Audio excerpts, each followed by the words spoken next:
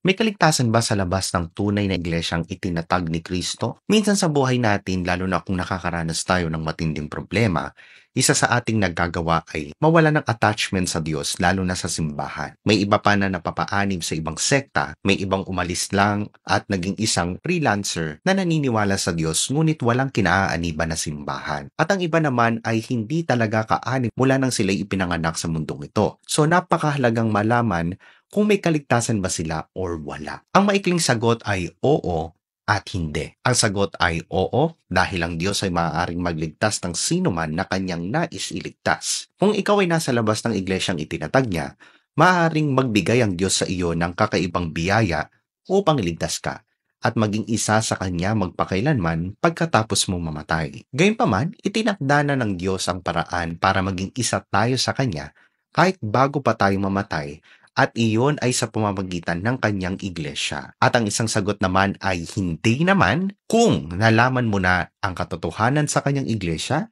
at nahasan mo itong na-deny at nilayasan o hindi pinanatilihan. Ang pinakatumpak na paraan upang tiyakin na ikaw ay maliligtas at ikaw ay makakasama niya pagkatapos mong mamatay ay maging isang miyembro ng kanyang iglesia sa buhay na ito at manatili matapos malaman mo na ito ang totoo. Ingatan nawa tayong parati ng Panginoon.